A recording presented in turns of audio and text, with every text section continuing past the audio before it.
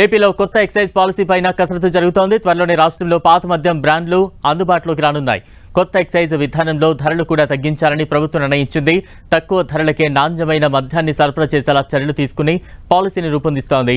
మద్యం దుకాణాల సంఖ్య కూడా పెరిగే అవకాశం ఉంది. ఈ నెలాఖరులోగా బ్రాండెడ్ మద్యం రాష్ట్రంలో అందుబాటులో ఉండేలా ప్రభుత్వం ఎక్సైజ్ శాఖ అధికారులతో చర్చలు చేస్తోంది. కొత్త మద్యం పాలసీ విధానాన్ని అక్టోబర్ 1 నుంచి అమలు చేసేలా ఏపీ ప్రభుత్వం కార్యాచరణ రూపొందించనుంది. ఈ పాలసీ తయారీ కోసం అన్ని అంశాలను సమగ్రంగా అధ్యయనం చేస్తోంది ఏపీ సర్కార్. దేశంలోని ఇతర రాష్ట్రాల్లో మద్యం పాలసీలు ఎలా ఉన్నాయి, ఆ పాలసీ అమలులో ఏమైనా సమస్యలు ఉన్నాయా, వాటి ద్వారా ఉండే ప్రయోజనాల అంశాలపై రాష్ట్ర ప్రభుత్వం ఫోకస్ పెట్టింది. ఇకపై కొత్త ఎక్సైజ్ విధానంలో ప్రైవేటు వ్యక్తులకు వేలంపాట ద్వారా మద్యం దుకాణాలను కేటాయించనున్నారు. గతంలో ఉన్న బ్రాండ్లు, ఇతర రాష్ట్రాల్లో విక్రయిస్తున్న బ్రాండ్ల విక్రయాలపై ప్రభుత్వం చర్యలు తీసుకొనుంది. అలాగే మద్యం విక్రయాల్లో అక్రమాలకు తావు లేకుండా చేయాలని ప్రభుత్వం దృష్టి సారించింది.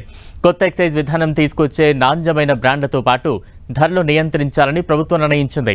తక్కువ ధరలకే నాణ్యమైన మద్యాన్ని సరఫరా చేసేలా చర్యలు తీసుకునేలా పాలసీని రూపొందిస్తోంది. బ్రాందీ, విస్కీ, బీర్లలో గతంలో ఉన్న బ్రాండ్లను ఇతర రాష్ట్రాల్లో విక్రయిస్తున్న బ్రాండ్లను విక్రయించేలా ప్రభుత్వం చర్యలు తీసుకునుంది. అన్ని నాణ్యమైన బ్రాండ్లను అందుబాటులో ఉంచేలా చర్యలు తీసుకుంటుంది. తక్కువ ధరకు మద్యం అమ్మకాలు చేయడంతో పాటు ఆదాయాన్ని పెంచుకునేలా కొత్త ఎక్సైజ్ పాలసీలో కసరత్తు ప్రభుత్వం చేస్తున్నట్టు తెలుస్తోంది. గత 5 ఏళ్ల కాలంలో అందుబాటులో లేకుండా పోయిన ప్రముఖ బ్రాండ్ల మద్యం ఏపీలో తిరిగి అందుబాటులోకి రానుంది.